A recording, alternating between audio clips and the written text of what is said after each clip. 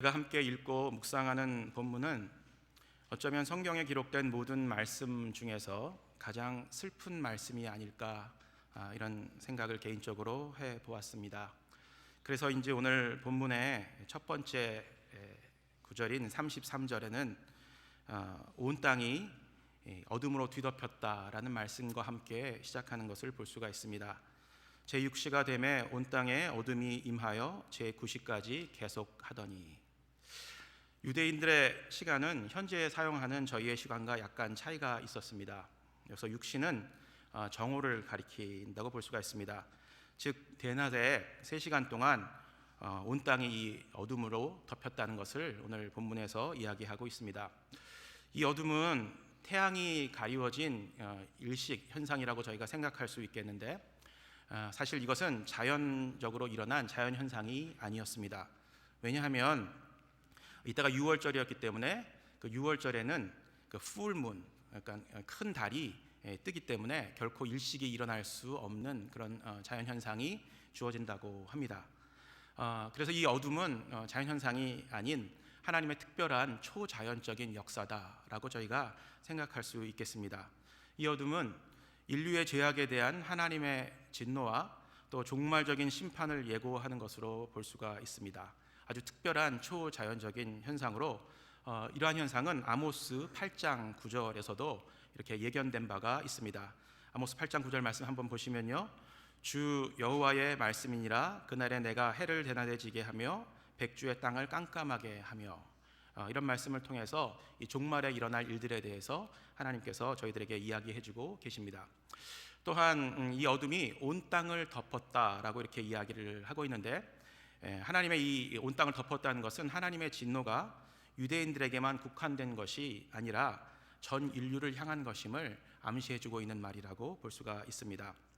개인적으로는 이 말씀을 묵상을 하면서 이 어둠은 어쩌면 독생자를 희생시켜야만 했던 성부 하나님의 슬픔과 그 고통스러운 마음과 심정이 이 함축적으로 나타나고 있는 초자연적인 현상이 아닌가라고 이렇게 묵상을 해보았습니다. 이건 전 개인적인 묵상이라서 신학적인 어떤 받침이 있다고는 볼 수가 없는데, 어쩌면 저와 같은 마음으로 이 말씀을 묵상한 성도님들이 이 자리에 있을 것으로 생각이 됩니다. 예수님은 빌라도 앞에서 재판을 받으시면서 내가 유대인의 왕이냐라는 질문에 그렇다고 답변하신 후 여러 가지 그 다음 상황 가운데서 예수님은 한마디도 하지 않고 묵묵하게 침묵을 지키시는 것을 볼 수가 있습니다. 자신을 고발하는 여러 사람들이 있었는데 결코 그들을 향해서 변론하지 않으셨습니다. 그러다가 십자가에서 달려서 마지막 숨을 거두시면서 그 직전에 바로 큰 소리로 이렇게 외치십니다. 엘리 엘리 라마 사막다니, 번역하면 나의 하나님 어찌하여 나를 버리셨나이까. 이렇게 예수님은 외마디의 음성을 외치십니다. 예수님께서 이 외치신 말씀은 사실은 시편 22편 1절에 기록되어져 있는 말씀입니다. 한번 같이 보겠습니다. 같이 읽어볼까요? 내 하나님이여 내 하나님이여 어찌 나를 버리셨나이까. 어찌 나를 멀리하여 돕지 아니하시오며 내 신음소리를 듣지 아니하시나이까. 그렇습니다. 이 말씀에 기록되어 있는 원뜻은 의롭게 고통당하는 사람을 구원해 줄 것을 하나님께 강청하는 그런 내용을 담고 있는 말씀입니다. 실제적으로 이 말씀처럼 예수님은 십자가상에서 의롭게 고통을 당하는 사람이 되어서 자신의 고통을 본능적으로 표현하고 있는 그런 상황이라고 저희가 이해할 수가 있겠습니다. 그리고 하나님의 도움을 간청하는 기도를 드리고 있다라고 볼 수가 있겠죠. 그러나 이 말씀은 우리의 지식적으로 다 이해하기 어려운 부분이 담겨져 있습니다. 하나님 어찌하여 나를 버리셨나이까. 그렇죠. 이 말씀은 어떻게 보면 우리가 다 지금은 이해할 수가 없지만 천국에서 예수님을 만나면 한번 물어볼 수 있을 것 같습니다. 예수님 왜 그때 그런 말씀을 하셨습니까? 그런데 실제적으로는 이 말씀이 정말 예수님이 하나님으로부터 버림받아서 그렇게 안타깝고 서운한 마음으로 그런 고백을 하셨다고는 생각되어지지 않습니다. 비관적인 고백이 아니라는 말씀이죠. 나름대로 생각해보고 또 주석에 있는 말씀을 연구해본 바로는 이 고백은 인류의 죄를 대신 지시고 하나님의 진노를 홀로 감당해야 되는 그 무게, 그 고통의 무게, 그 고통의 무게가 예수님의 고뇌가 되어서 표현된 말이 아닐까, 이렇게 한번 생각을 해보고 이해를 해보았습니다. 또한 죄인이 되어서, 죄 없으신 하나님께서, 어린 양께서 죄인이 되어 죽음으로 한 번도 경험해보지 못했던 하나님으로부터의 분리, 또 이것으로 오는 고통과 외로움의 표현이 아닐까, 이렇게 한번 생각을 해보고 이해를 해보았습니다. 그러나 예수님께서는 이러한 고통과 외로움 속에서도 결코 하나님에 대한 믿음을 저버리지 않고 있는 모습을 보여주십니다.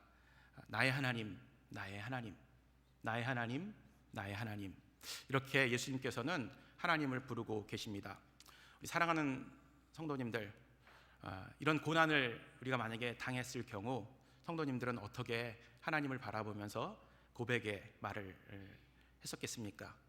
나의 하나님, 나의 하나님, 이런 고백이 우리 마음속에서도 일어나는 그런 놀라운 역사가 있기를 이 아침에 주의 이름으로 축원합니다. 한편 예수님께서 이렇게 고통스러운 말씀을 하고 계실 때 예수님의 곁에서 마지막 순간을 지켜보던 사람들은 예수님께서 외친 이 소리를 잘못 알아들었습니다. 엘리 엘리 라마 사막다니, 이렇게 예수님께서 말씀을 하신 것으로 듣고 엘리야를 부른 것이 아닌가, 좀 비슷하죠, 음성이요. 그래서 엘리야를 부른 것이 아닌가, 이렇게 착각을 했고요. 또 더 나아가서 이 엘리야가 다시 이 땅에 와서 의인을 이렇게 딜리버리 해준다는 그런 유대의 전승처럼 십자가에 달린 예수를 구원해 주는지, 구원해 주는지를 한번 지켜보자, 이런 어떤 그 다우트풀한 마음과 또 그 조롱에 찬 말을 던지는 모습을 볼 수가 있습니다. 37절로 넘어가서 이제 마가는 예수님의 마지막 순간을 이렇게 간결한 문장으로 표현을 합니다. 너무 간결하게 그 표현을 한 걸로 봐서는 어쩌면 이 마가는 그 예수님의 죽음 자체를 이렇게 전달하기보다는 그 다음에 이어지는 두 가지 사건에 좀 더 이렇게 그 무게를 두고 있지 않나, 저 나름대로 이렇게 한번 생각을 해보았습니다. 그 두 가지 사건은 사실은 신학적으로 매우 중요한 사건입니다. 그 이유는, 이 사건은 예수님의 죽음이 비극적인 결말로 끝나는 것이 아니라 예언의 성취와 완성, 그리고 새로운 시작이라는 사실을 보여주고 있기 때문입니다. 그 두 가지 사건을 오늘 좀 더 구체적으로 살펴보는 시간 갖도록 하겠습니다. 첫 번째 사건은 여기 계신 성도님들이 다 알고 있는 사건입니다. 성소의 휘장이 위에서부터 아래로 찢어진 사건이었습니다. 이 사건은 하나님의 임재를 상징하는 언약궤가 있었던 지성소와 성소를 구분하는 그 휘장이 위에서부터 아래로 이렇게 찢어진 사건이었습니다. 이것은 곧 하나님과 인간 사이에 놓여 있던 장막이 제거되었다는 것을 의미합니다.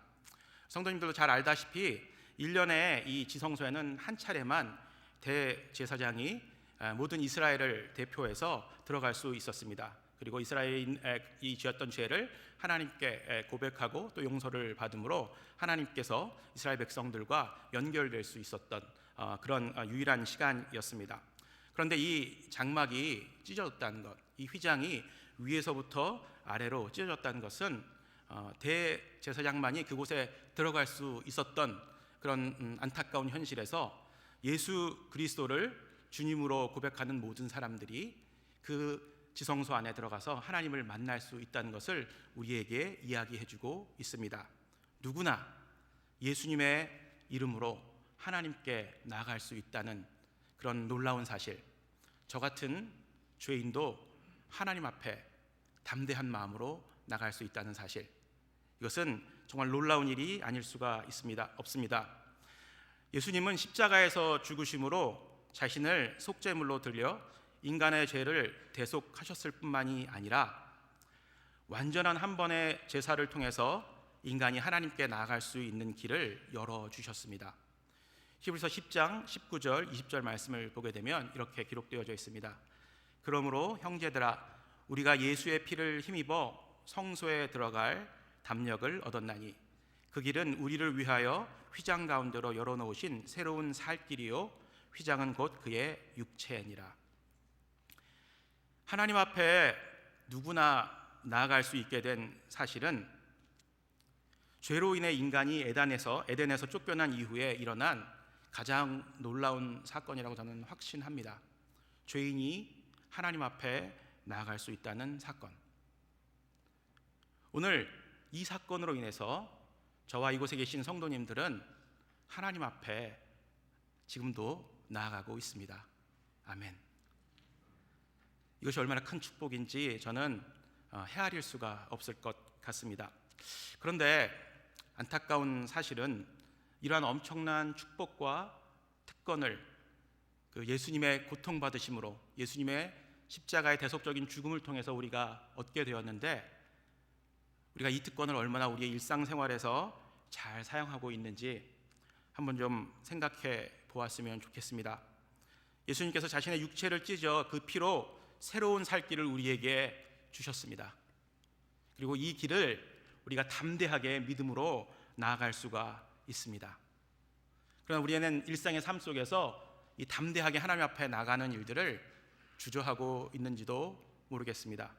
무슨 이유에서 이렇게 주저하고 주님 앞에 담대하게 나가지 못하는지는 성도 여러분들의 개개인의 삶을 제가 다 알 수 없기 때문에 뭐라고 말씀드릴 수는 없지만 참 안타까운 마음으로 우리의 삶을, 또 저의 삶을 한번 되돌아봅니다.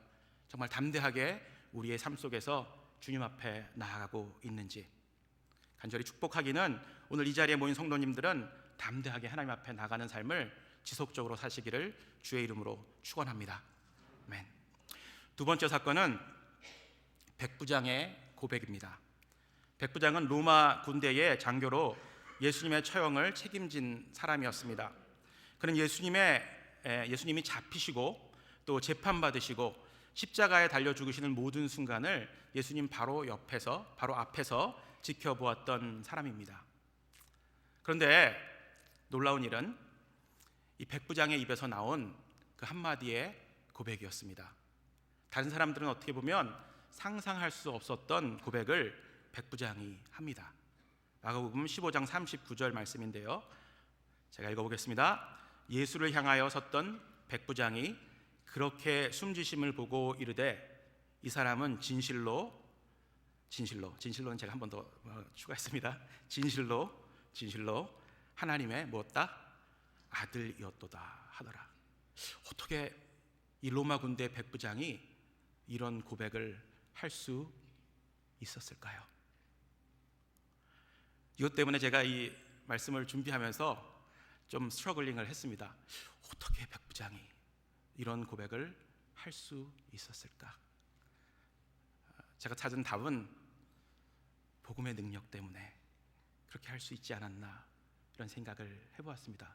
그리고 그 복음의 능력 가운데는 예수 그리스도가 계시기 때문에 그 능력이 이 백부장의 마음을 변화시키지 않았나, 이렇게 생각을 해보았습니다.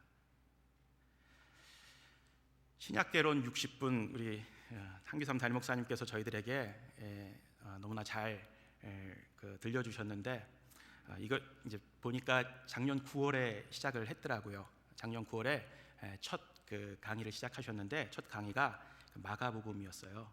그래서 제가 그 마가복음을 한번 이렇게 쭉 다시 한번 들어보면서 오늘 설교를 준비했는데 이렇게 말씀을 하셨던 것을 제가 기억합니다. 복음서가 쓰여진 목적에 대해서 말씀해 주시면서, 복음서는 예수가 누구이고 또 무엇을 하셨는가를 전달하기 위한 목적으로 쓰여졌다, 이렇게 말씀을 해주셨습니다.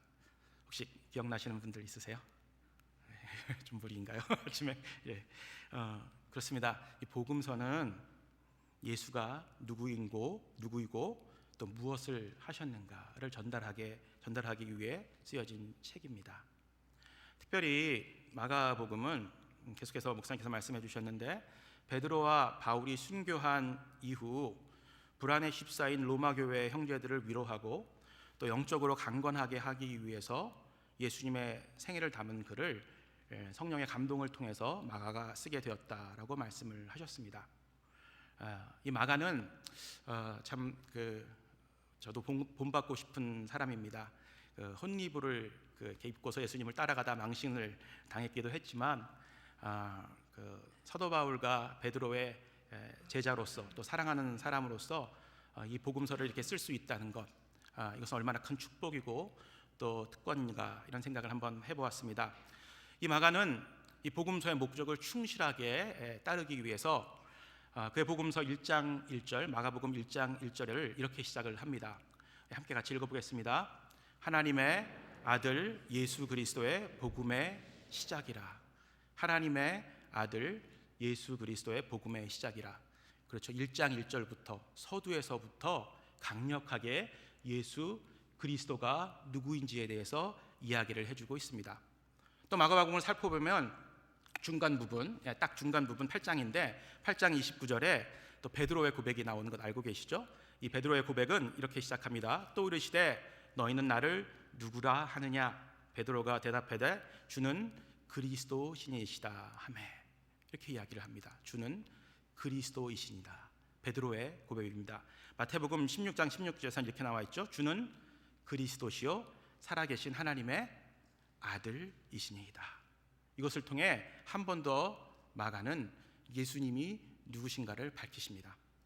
그리고 오늘 본문의 마지막 부분, 이 백부장의 고백을 통해서 다시 한번 로마 교회의 형제들에게, 그리고 오늘 이 자리에 앉아 있는 저와 성도님들에게 예수 그리스도가 누구신가에 대해서 아주 클리어하고 담대하게 전달해 주십니다. 믿음에는 4가지 요소가 있다고 저희가 한교삼 담임 목사님 통해서 그 말씀을 통해서 배웠습니다. 그 중에 고백이라는 요소가 있다는 것 우리 성도님들 기억하고 계시죠? 매우 중요한 요소라고 저는 생각합니다. 어떤 사람이 믿음을 가지고 있는지를 확인할 수 있는 방법 2가지가 있는 것 같은데, 그 하나가 첫 번째는 고백이고 또 고백에 따른 그 사람의 행동이 아닌가, 저는 그렇게 생각을 합니다. 오늘 이 복음서를 쓴 마가, 또 고백을 한 주는 그리스도시요 살아계신 하나님의 아들이시나 고백한 베드로, 그리고 전혀 예상치 않은 백부장의 고백, 이런 고백들은 그 마음속에 예수 그리스도가 하나님의 아들이시라는 확실한 믿음이 있었기 때문에 이렇게 고백할 수 있었다, 저는 생각합니다. 특별히 백부장이 한 고백, 로마 군대의 고위 장교가 자기 명예를 걸고 한 이 고백은 정말 의심할 여지가 없이 이 고백을 통해서 예수는 하나님의 아들이셨다는 사실을 우리가 확신할 수 있을 것 같습니다. 이 위세 사람의 고백뿐만이 아니라 성경에 등장하는 수많은 사람들은 예수가 하나님이었다는 믿음의 고백을 하였고, 또 그 믿음의 고백을 따라 예수님이 누구신지를 증거하였으며 십자가를 따는 삶을 살다가 죽어갔습니다. 그리고 하나님 앞에 갔습니다. 그리고 그 뒤를 이은 수많은 사람들도 같은 고백을 하며 같은 길을 걸어가고 있습니다. 여기 계신 우리 사랑하는 성도님들과 또 여기 앞에 선 저도 이 고백을 함께 하며 예수님을 따라 십자가를 따라 걸어가는 삶을 살고 있다고 저는 확신합니다. 이와 같은 일들이 계속해서 일어나는 이유는 무엇일까요? 아까 말씀드린 것처럼 백부장을 고백하게끔 만들었던 복음의 능력, 또 그 복음 안에 핵심적으로 복음의 핵심이신 예수 그리스도, 그분 때문에 우리가 예수님을 주로 고백하고 또 하나님의 아들로 믿으며 이 십자가의 길을 따라가고 있다고 저는 확신합니다. 아멘. 말씀을 정리하면서 성도님들에게 2가지 질문을 드리기 원합니다. 어려운 질문은 아닙니다. 걱정하지 않으셔도 됩니다. 사랑하는 성도 여러분, 날마다 우리 삶 속에서 하나님 앞에 담대하게 나아가고 계십니까? 그리고 예수님을 바라보시면서 어떤 고백을 하고 계십니까? 이 두 가지 질문은 예수님의 죽음의 의미를 알고 있는 모든 사람들이 마음에 담아야 할 가장 중요한 질문이라고 생각합니다. 특별히 예수님을 향한 이 고백은 마가와 베드로와 백부장이 했던 이 고백은 우리 각 사람의 인생의 방향을 송두리째 바꿀 수 있는 파워풀한 고백이라고 저는 확신합니다. 저는 믿습니다. 여기 계신 성도님들은 이미 이러한 고백을 예수님께 드렸다고 확신합니다. 아멘. 그런데 혹시나 이 고백을 아직까지 못 드려 보신 분이 있다면 도전합니다. 시간에 한번 우리 함께 고백했으면 좋겠습니다. 함께 고백해 볼까요? 주는 그리스도시요 살아계신 하나님의 아들이시니이다. 한 번 더 고백할까요? 주는 그리스도시요 살아계신 하나님의 아들이시니이다. 제가 고백을 다 들었습니다. 이제 딴 길로 가시면 안 되겠습니다. 주님만 따라가고 십자가만 따라가는 우리 성도님들 되시기를 주의 이름으로 축복합니다. 분명 이 고백은 우리의 믿음의 고백이었고 하나님께서 기뻐하시는 고백이라고 확신합니다.